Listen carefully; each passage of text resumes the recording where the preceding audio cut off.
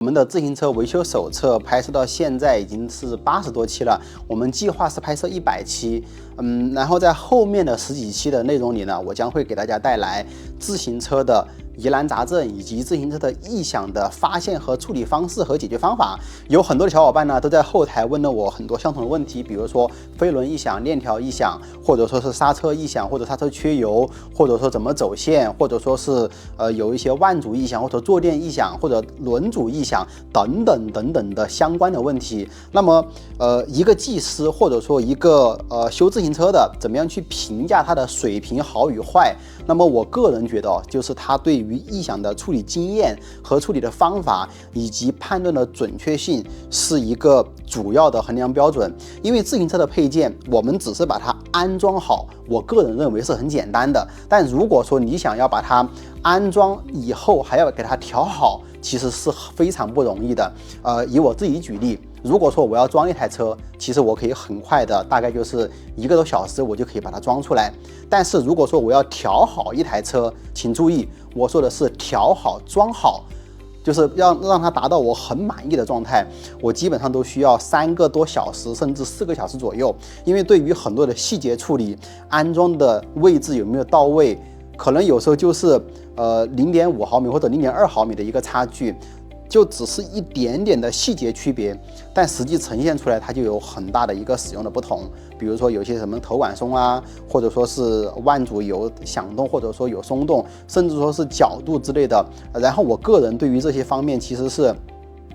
有一些强迫症的。就举个例子，如果说把力位置我没有安装好，即使我把它装上去了以后，可能这辆车装完以后，我后面也会想着，好像那个位置确实没有扭好，我自己心里面我过不了那一关，我觉得我一定要把它扭到我认为是安全可靠稳定的程度，我才会把这辆车交出去。那么包括像异响也是一样，异响处理的时候它需要结合非常多的维修的经验和异响处理的经验，然后我刚好在异响和疑难杂症方面的处理还算是有一些经验，不算特别多，只是说有一点点。然后我希望是通过后面的一些内容拍摄大量的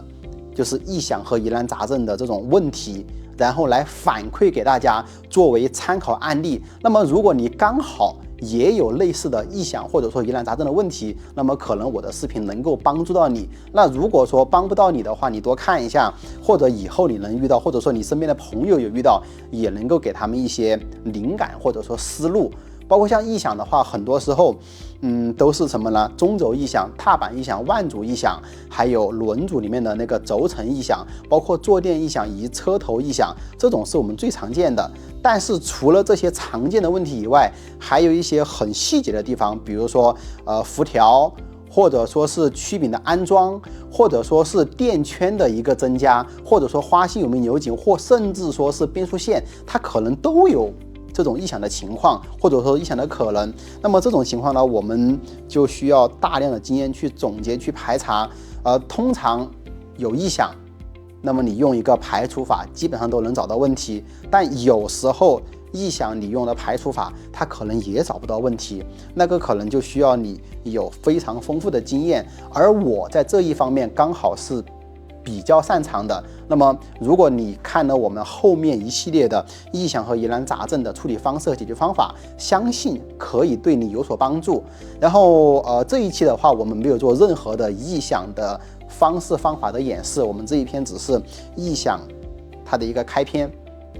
所以说如果你想在后续看到我们更多的异响和疑难杂症处理方式，那么记得点赞转发。现在你们所看到的维修手册已经更新到了80多期，你们所看到的拍摄、剪辑以及文案，以及说后续的一些账号发布，以及包括回私信，都是我个人在操作。其实从现在来说，6月20号左右开始到现在，我认为更新频率算是非常快，真的非常快。那你说累不累？我个人觉得很累。因为很多时候我不仅仅只是要拍视频，我还有一些运营的工作，还有一些产品的拍照、美工的工作，还有一些等等等等的反正很多工作都需要我去完成。但是我每天大部分都抽出了接近一半的时间来拍摄维修手册的一个视频。像你们可能很多时候看到的视频只是10来分钟、20分钟，但实际上我在拍的过程中，可能它的文件数据甚至有20到30个 G。我个人记得我拍的最多的素材就是一条视频啊，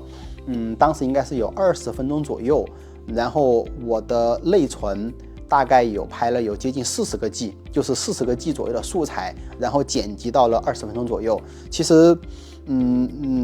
在这个过程中的话，